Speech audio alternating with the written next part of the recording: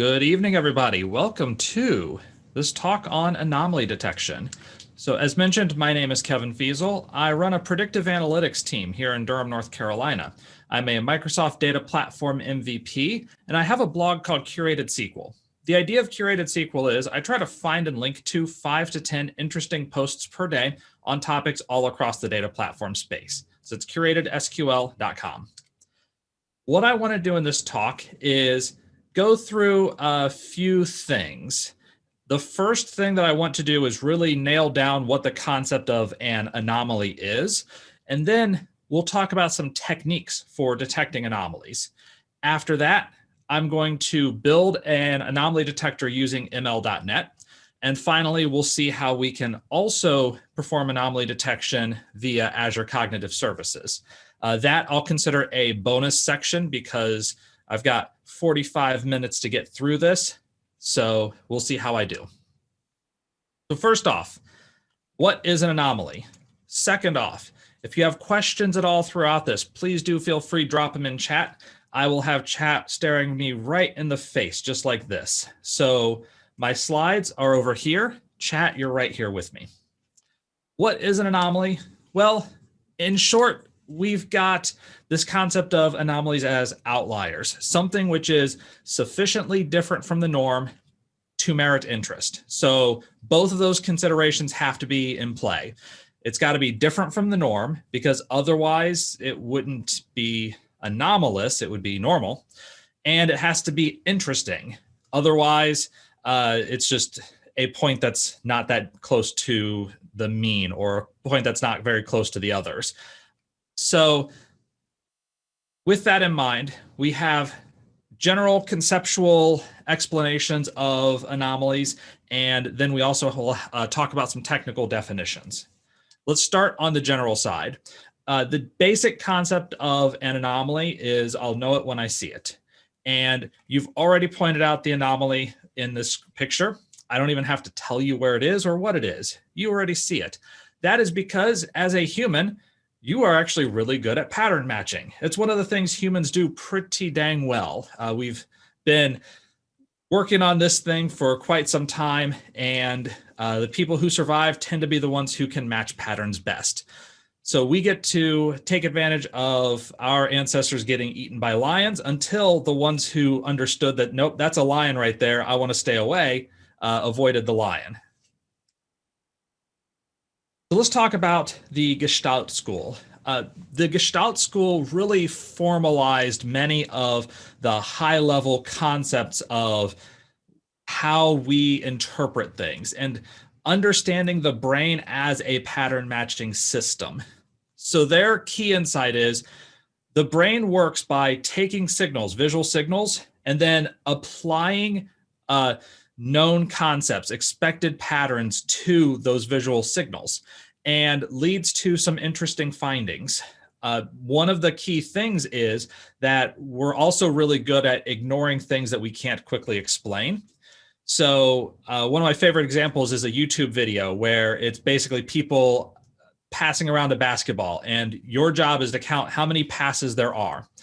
And as they're passing this basketball, a person in a monkey suit walks onto the screen, kind of does a little dance, and then walks off the screen.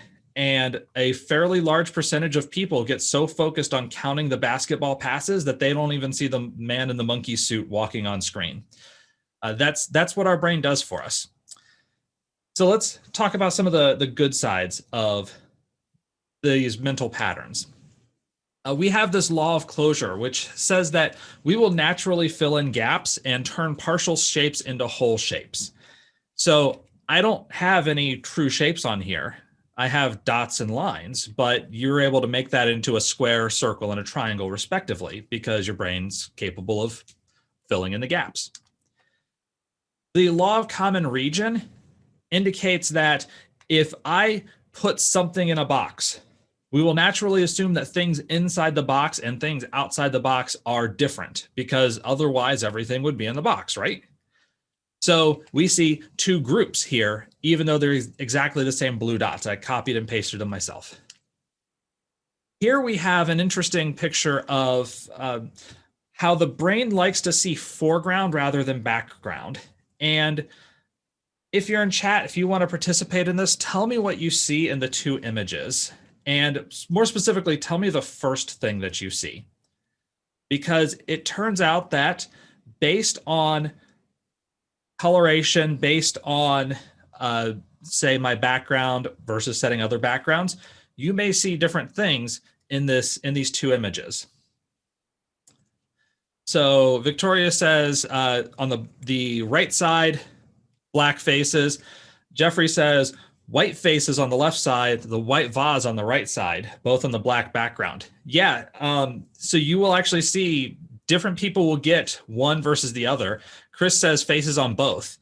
So some people will pick out one aspect, some people will pick out the other. Quite often in a painting like this, it could actually go both ways, and it kind of depends on what the background looks like, where if I have a very light background here, you might pick up the vase on the left side faster and the faces on the right side faster. But it is interesting to see which thing people see first, and this is called Rubens vase. The law of proximity is an indicator that things that are close to each other we consider as part of a single group. So the 3 dots on the left we consider as part of a different group than the 1 dot on the right. So this leads to this concept of normal versus abnormal separation. Things that are fairly close to one another considered part of the same. They're part of a group. Similarity, meanwhile, indicates that there are certain aspects which will group things together based on, say, color, shape, or size. In this case, I kept the shape and the size all fixed, but I changed colors for some of the different dots. And we will naturally associate all of the blue dots together. We'll associate all the gray dots together, all the yellow dots together, because the mental implication is the fact that they all look similar indicates that they are probably similar. And the fact that there is a difference, that I used coloration to separate out these things, is an indication that we should separate them mentally. Continuity is another fun one. Here, I want to draw real fast, and we want to follow the smoothest path when viewing lines. Ideally, if this were black and white, you would probably want 2 lines, one line like this, one line like this. However, because I added in color, we have to adjust, and the brain doesn't like this. It doesn't like this sharp curve and this curve down. It would much rather have a straight line and a smooth curve. So this is in contrast to what the brain kind of wants to do. And you may, as you're looking at it, it may feel a little weird for that reason. Finally, symmetry and order. We, as pattern matchers, like to take complex things and attempt to break it down into smaller components. So on the left-hand side, that is a complex shape. But your brain has probably already picked out, well, it kind of looks like a triangle, a circle, and a square, which is what it looks like on the right-hand side with the 3 different colors. So that is your brain attempting to disassociate portions. And this is great because now I can see that lion even if it is hiding in some grass. So it's not 100% lion, it's lion plus grass, but hey, that thing looks like it's about to eat me. So let's get away from there.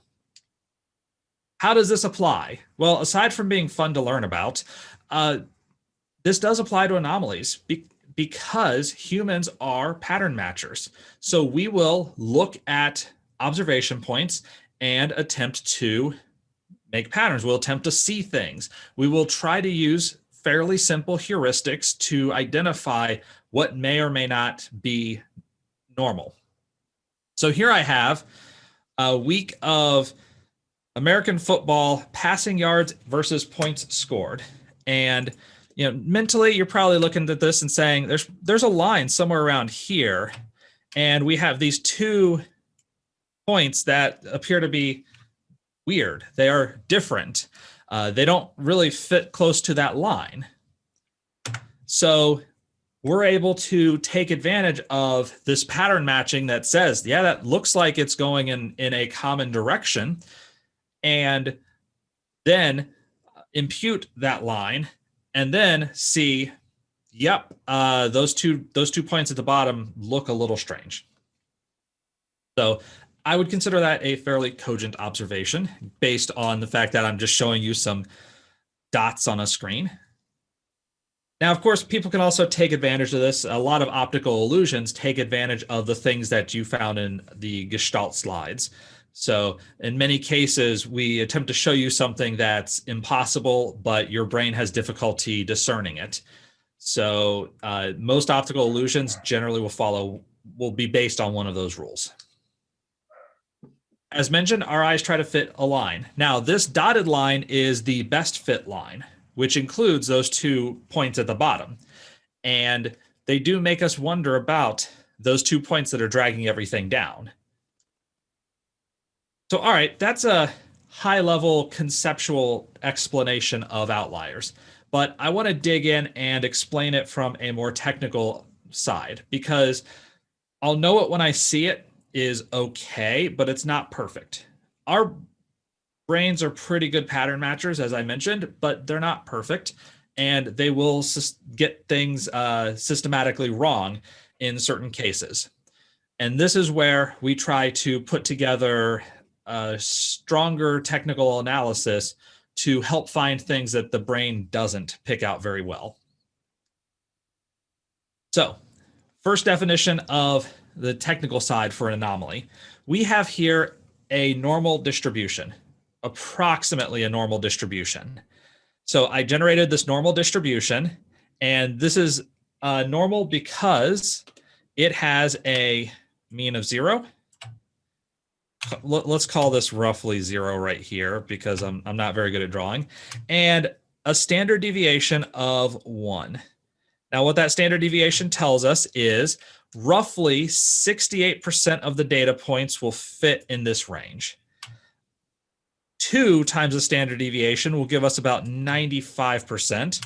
3 times the standard deviation will give us about 99.7% of data points if this is a true normal distribution. We have over here a few data points, and I manually edited those. They're out in that 7 or 8 standard deviation range. To give you an idea, the likelihood of that, you can probably measure. I need to do the calculations, but consider it in the trillions or quadrillions. So 1 in a quadrillion chance of a point showing up that far out, or at least 1 in a trillion. So the fact that we have several points out there is an indication that, yep, something is weird about this if we assume that the distribution is a normal distribution. That's very weird. It's beyond the likelihood that we set for probability that a point should be in here. So as I mentioned, 99.7% are within 3 standard deviations. Now, of course, that means you will have 0.3% that are outside of that range. And if you throw enough data points in, you will eventually find something that far out, but it may take a while. Next, box plots. I love box plots. They give you a lot of information tied up in a very small amount of space. So let's cut through this box plot. We want to start by talking about the median. The median is the 50th percentile. This is the midpoint in a data set. Now, in this particular case, this is the number of invoices by year. So each box represents 1 year, and each data point represents a month. So we have 12 data points per year. The 75th and 25th percentiles represent the size of the box. So this is also known as the interquartile range. This represents 1/2 of the data points. You can see this guy's got a bit of spread. Then we take this interquartile range, we multiply it 1.5 times that interquartile range. So, that might be like way up here. And then we find where is the highest data point that is below that line. Or we come down here and we say, okay, well, where's the lowest data point that is above that line? And those represent the whiskers. Finally, if you have a point which is outside of 1.5 times the interquartile range, that is an outlier. So another technical definition of outlier. The first one that we had was you are so many standard deviations away from our mean. This one is you are so many times beyond the interquartile range of the median. All right. Third example, process control chart. So a process control chart is something that gives us an understanding of if a process is in working order or if it has gone out of working order, or in other words, if it's in control or out of control. Just to give you a visual indicator here, in case you have trouble seeing the gray, this gray is supposed to represent the normal range, the acceptable range. So imagine that you're working with a router, the metalworking kind, not the type that sends packets, and you must mill a certain metal within a certain tolerance. So we're shaving off metal, and it has to be a well of a certain depth and certain width, and we have a given tolerance. And we're building these things out because we're machine working, and we're going to take these components and put them together and do cool things with them. If your cut is beyond the allowable width, beyond the tolerance, then we can track that and we can say, uh-oh, there's a problem. A trained specialist may be able to look at this chart and say, oh, our width has suddenly gotten much wider than we expected it, and it's actually getting worse. This means that I need to perform this operation on the machinery to tighten things up. And then everything can go back to normal. Perhaps it's I need to add more oil to the metal, or I need to tighten some screw. Maybe some vibration has jarred it loose. So regardless of the actual cause, which I can't give you based on this picture, a trained technician may be able to look at this and indicate, yep, here is what is the issue. And based on my experience, I can see that this is not normal, and therefore I can act on it. So third definition, technical definition of an anomaly, when we are out of control from a given process, when we have left the acceptable tolerances of a given process. So we have those definitions, both technical and I would say non-technical. Now I want to talk a little bit about the types of data that work best for anomaly detection. So when you're looking for anomalies, we want data sets with certain properties. Ideally, you've got one numeric feature to measure and at least 30 data points, preferably at least 60 or 90. Essentially, the more data points you have, the more likely you are to end up with a decent model. Minimum, you probably want at least 15 data points. As you get below that, it becomes really tricky to tell if something is actually anomalous or if you just haven't seen things that should be there yet. So what I mean by that is if I can pull from a pool of a certain size and I've only pulled from one corner of that pool and I pull something from, say, the middle of it, that may look weird because I only have a few data points and they're all clustered in one section. But as I pull more and more and more, I'm going to get different pieces from around the pool, and it'll form up into a more appropriate shape that closer fits the population. And my end result is I'll see, oh, no, that actually wasn't anomalous. It's just I didn't see enough data yet. We also want to see at least one cycle of behavior. So think of seasonality. For example, if I'm selling beach umbrellas sell really well in the summer. They don't sell very well in the winter. As a result, I need to have ideally at least 1 year's worth of data about beach umbrella sales to pick up that sort of seasonality. If I only have the months of January, February, and March, I'll say, okay, well, beach umbrellas don't sell very much. And then April comes around, things start warming up, at least in some parts of the world. And people buy those beach umbrellas and we're like, oh, this is really weird. Something strange has happened. Yes, it's called summer, or at least spring. It happens most years. So having that cycle really helps us out. And having more than one cycle lets us figure out the difference between what is seasonal, just beach umbrellas sell better in the summer, versus what is a trend. Beach umbrella sales have been going up because celebrities have been endorsing our beach umbrellas. They're the best umbrellas ever, they say, and that drives people to buy them.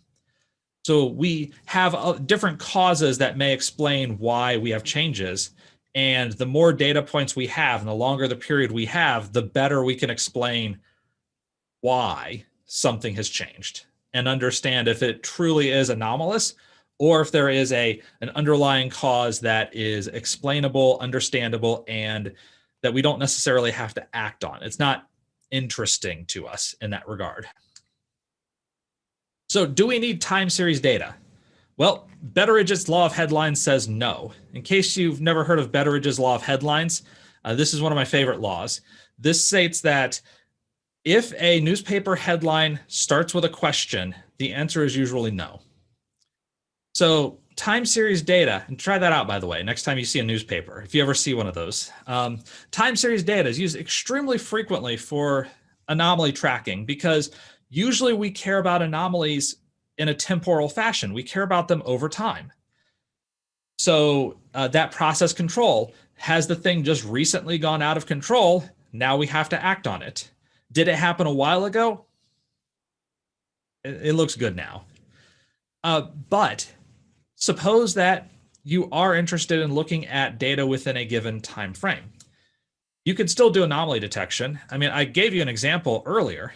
In this case, this was 1 week of American football where I tracked passing yards versus points scored, and I can envision a way to detect anomalies. You know, we talked about, yeah, I can kind of see those 2 points that look weird.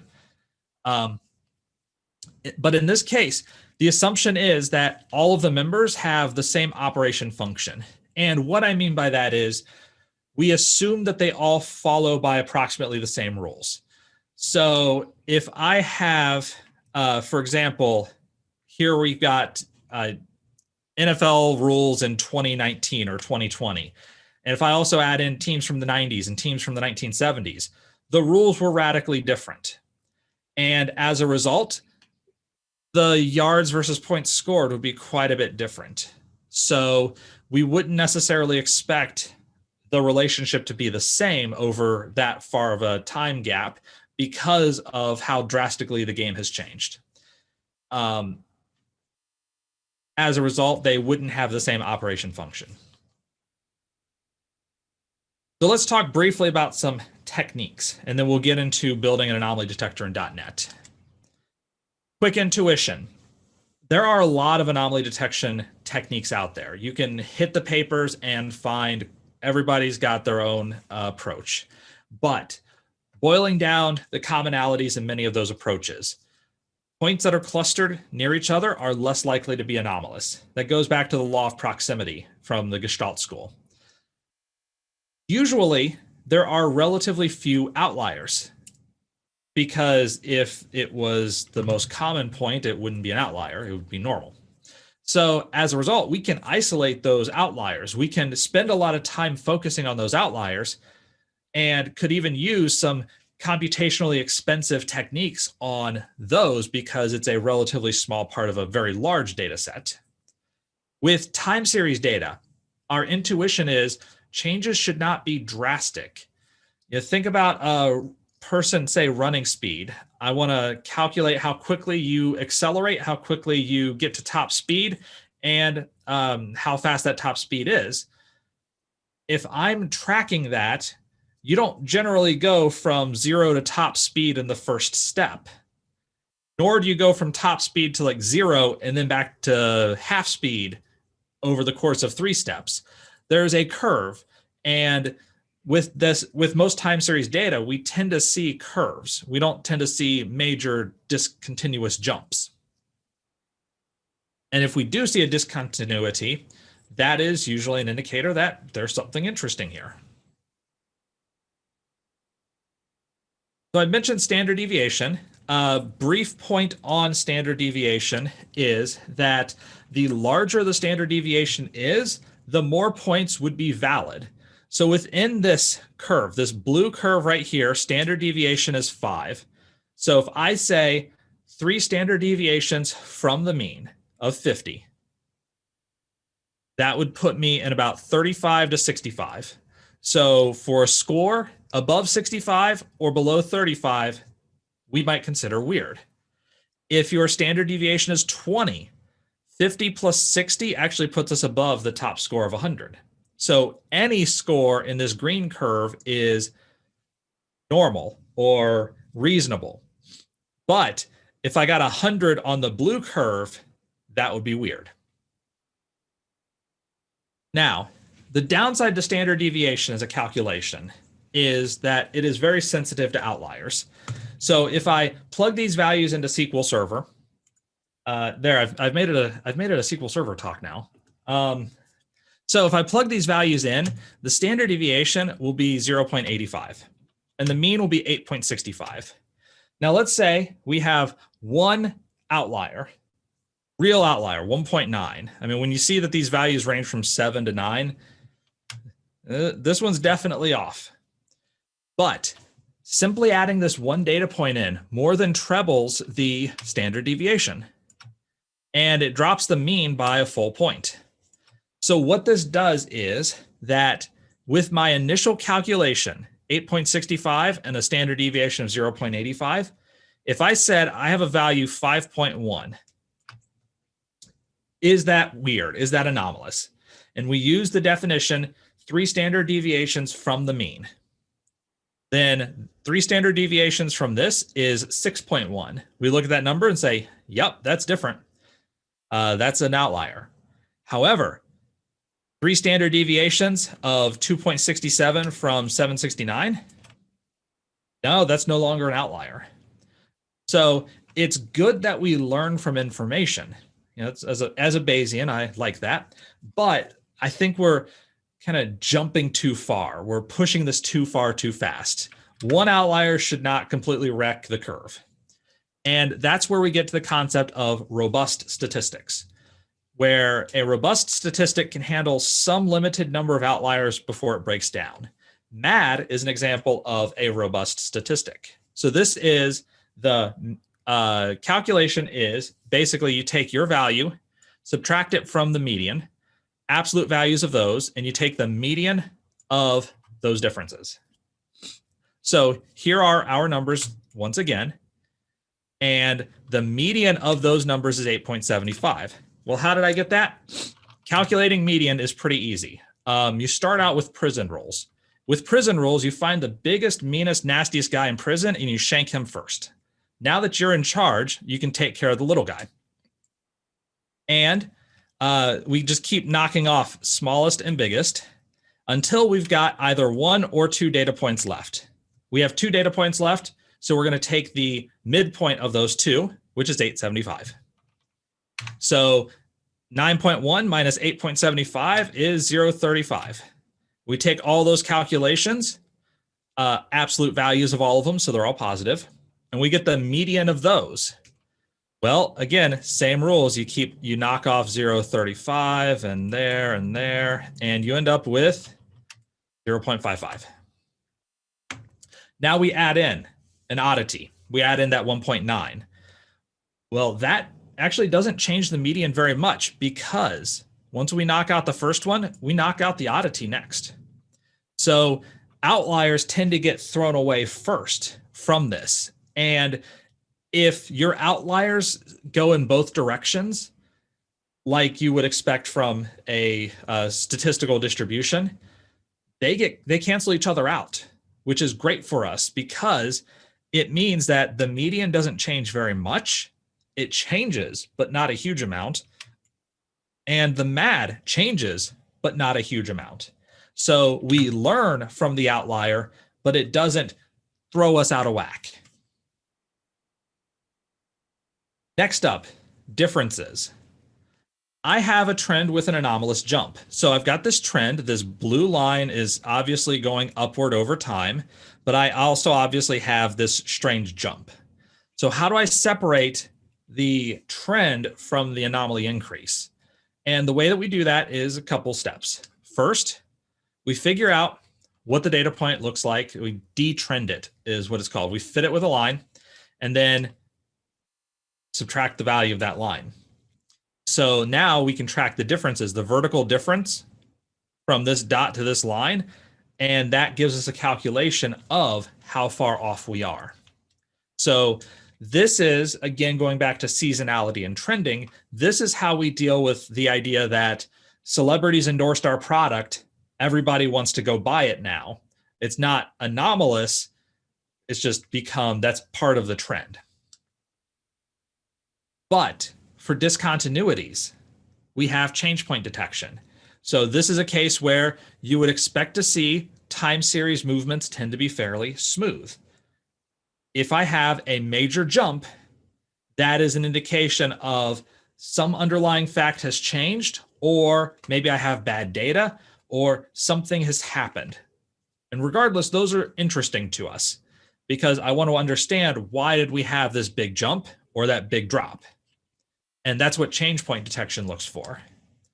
Finally, differences. So we can do all of these different calculations with the actual values, or if you're doing time series analysis, you take this, the current point and the next point, and you subtract the difference between these two, and you perform the same calculations across those differences.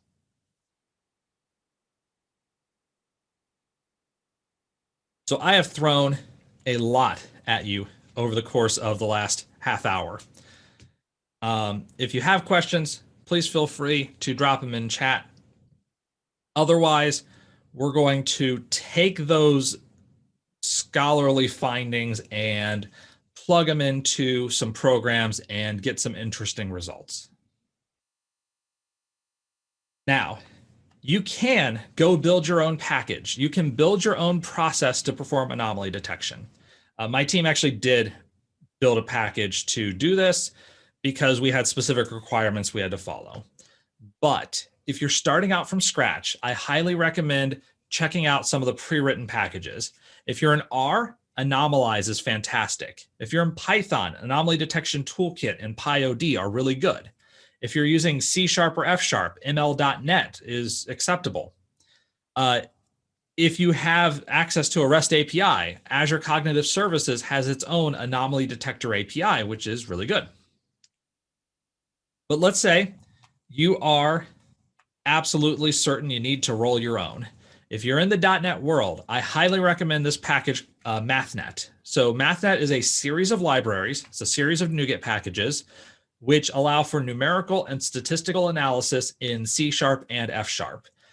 Many of the tests that I talked about are things that you can do in a few lines of code in MathNet.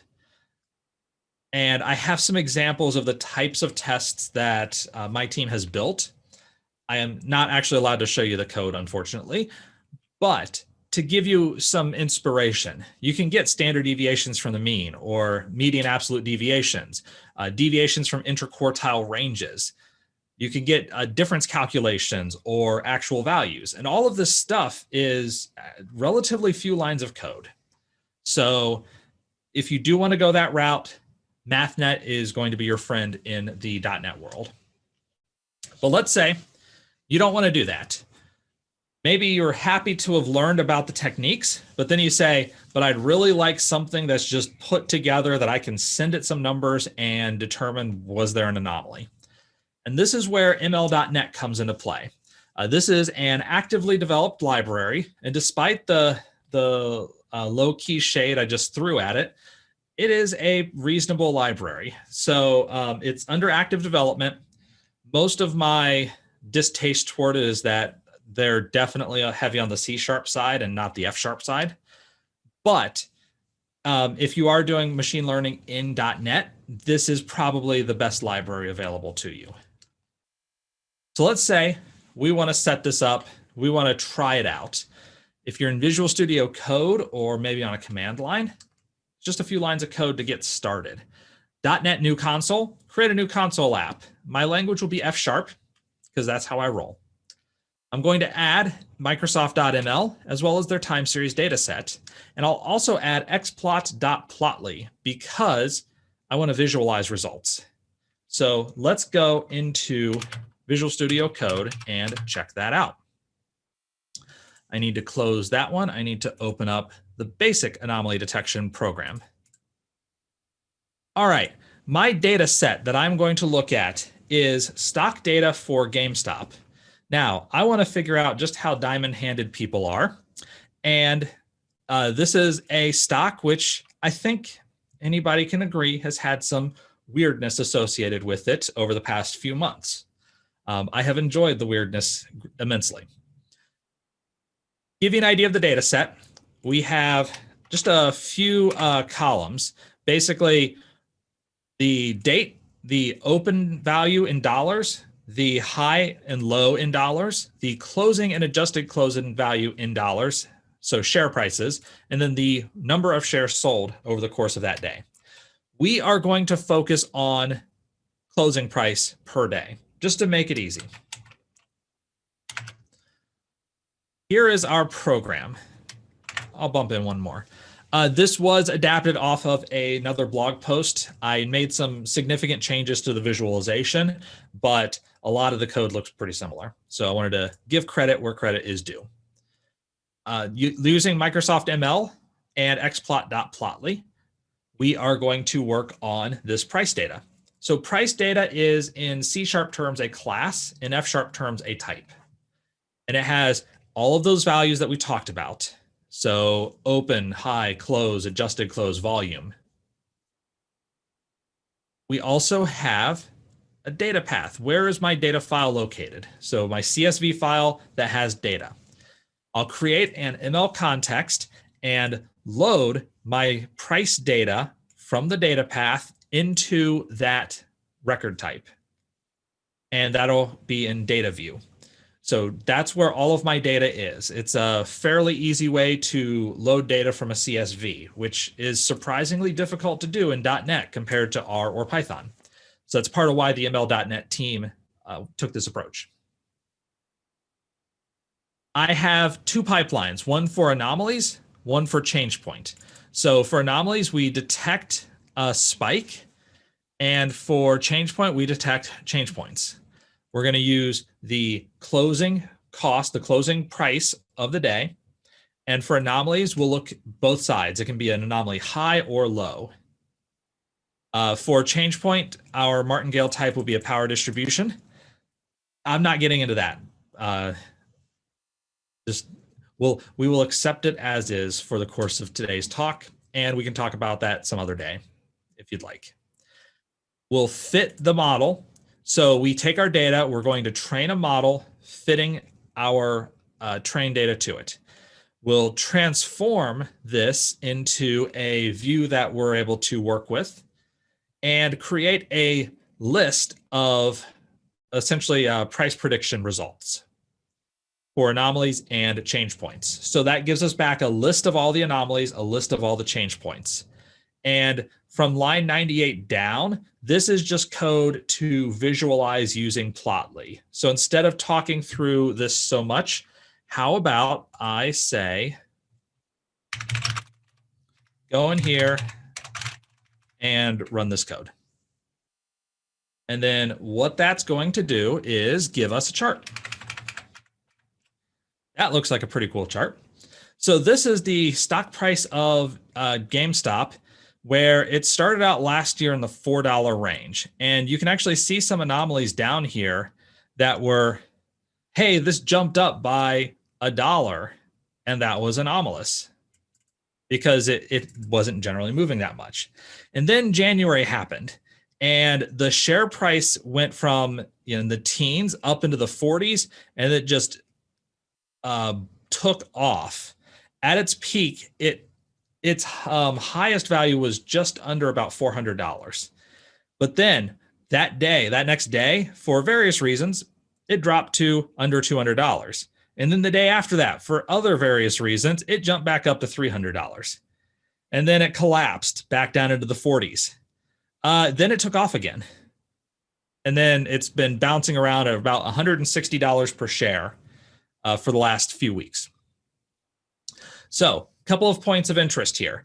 We have a lot of anomalies. I'm going to hide the change points. We have a lot of anomalies early on. But then once the real crazy started happening, and we have this cluster where basically every day was an anomaly, after that point, none of these are anomalous because basically the algorithm has learned that any value from, say, 30 up to 300 is apparently acceptable because it's happening.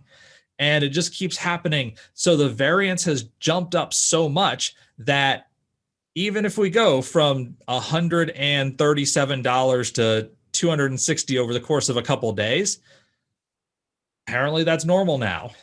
So .NET Machine Learning's, ML.NET's anomaly detection system will pick up on that behavior over time. And this is actually looking at the whole data set.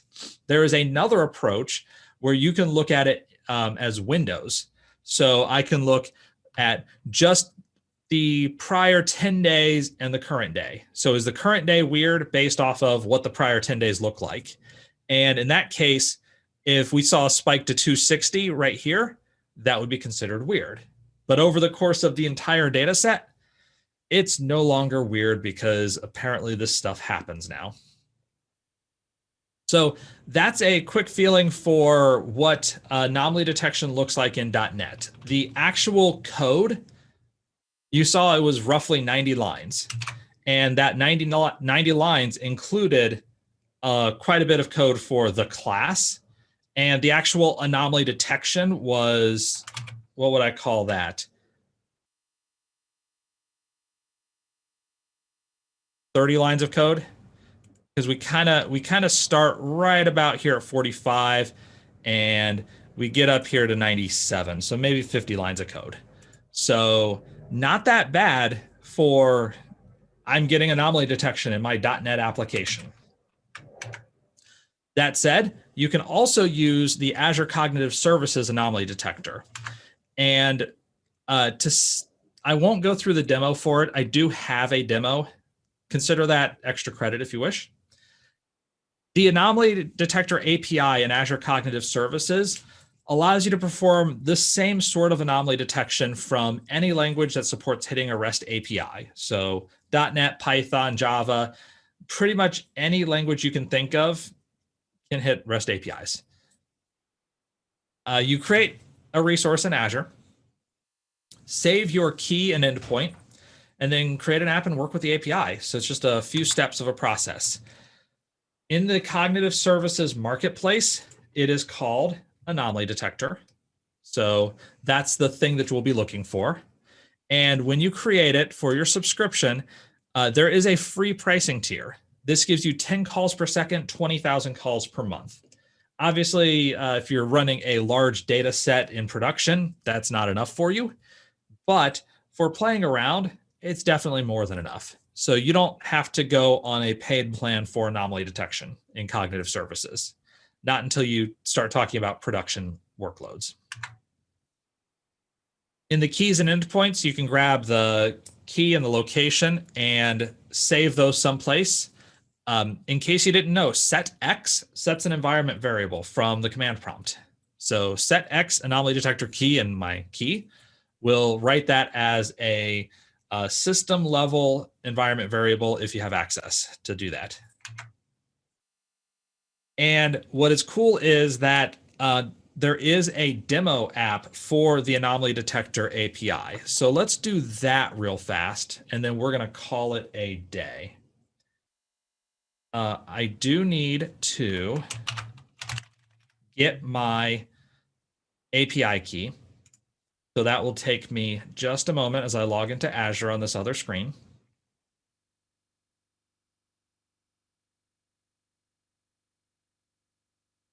Okay. Got this key. Unfortunately, I need to show you my key. But that's all right.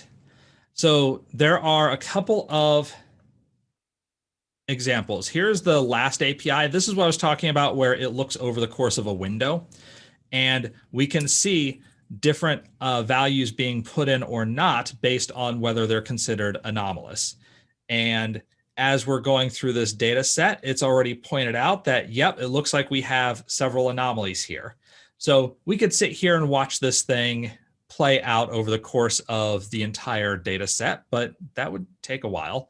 So I'm going to stop that. Just remember, we've got 5 data points in this range. If I look at the whole sample and run this, you'll notice that there are fewer anomalies. So over the course of the whole batch, those minor changes actually weren't considered anomalous. Over the course of a small window, they are anomalous. This is a factor that your window does matter in whether something is weird or not. And speaking of weird, I have now regenerated my key. So if you were hoping to take that key and, I don't know, detect some anomalies for free, sadly, no longer able. So I've also closed the window that contained my presentation. So let's pull that out and let's wrap up this talk, because we are right at the end, which is good because we're also right at the time. Jump all the way over here to the end. And there's cognitive services setup. There's a whole demo on that. But over the course of the talk, we have given a pretty good concept of what is an anomaly, shown some techniques for detecting them, and also a couple of .NET packages to make it easy. One of them is ML.NET, which we talked through.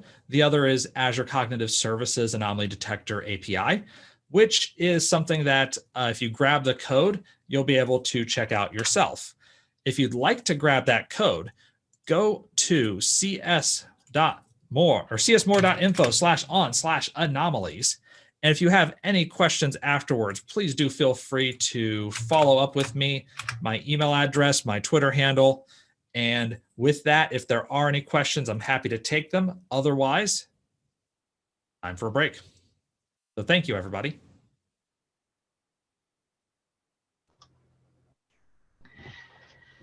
Thanks very much, Kevin. Brilliant session. If there are any questions, please put them in the chat, and I'm sure Kevin will be able to answer them now for you.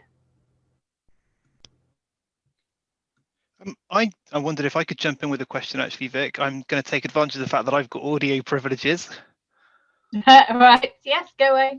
That was really interesting, Kevin. Thanks so much. I'm just a lot of that was, I mean, you alluded to the sort of very scholarly introduction, and I wondered about use cases for this, or places where you've actually sort of deployed this, some real sort of world examples where you've been able to employ this sort of anomaly detection profitably. Yeah. So my day job, I work for a company that does assists companies in selling on online marketplaces. So we have anomaly detection for things like demand forecasting. We have predictions of how many beach umbrellas are you going to sell in April, and is that value unexpected based off of what you normally would see. So that's one case. Another case is if you're thinking about it from the standpoint of a DBA, we get database errors. We have database errors, and there's some natural level of noise. We could look for uncommon levels of noise. So this is more than I normally see, more errors than I normally see. Some of it is just, all right, people are gonna make mistakes. People are gonna type in the wrong keyword and get the syntax wrong, or there may be an issue. You may see the occasional deadlock, but I've seen a spike. All right, now I should go and figure out what has changed. So, or my backup times. How long are my backups taking? And I've seen my backup times increase. There was a big jump. Why was that? Is it something that's now a systemic problem, or was it a one-time blip? So those are a few of the places. Also, in the e-commerce side, think about I'm selling those beach umbrellas. They normally sell for $100, but I accidentally had a typo where I'm selling it for $1. Well, that does happen. Actually, more commonly with like the $2,000 television that accidentally sells for $20, which does happen on occasion. And being able to say, hey, your prices for the past month have all been $1,800 to $2,200, and now you're putting us a price of $20. That's weird. Did you really mean that? So those are a few examples of places where you can look at historical trends with anomaly and point out anomalies and bring it to a user's attention. Thanks. That's really interesting. I think particularly as you say, the fact that you've got the sort of the inward looking where you can use it for kind of diagnostics, and the outward looking where actually you're bringing it to business problems. Yeah, because from the .NET code or the library we've built or whoever builds it, from that perspective, really all it is numeric data points over time. And it doesn't matter what the underlying value represents. That's where you as a human apply your knowledge and can give a better understanding of the nature of that anomaly and what goes on as a result. I could keep following up, but I think it might be fair if I perhaps contact Kevin offline. So thanks very much, Kevin.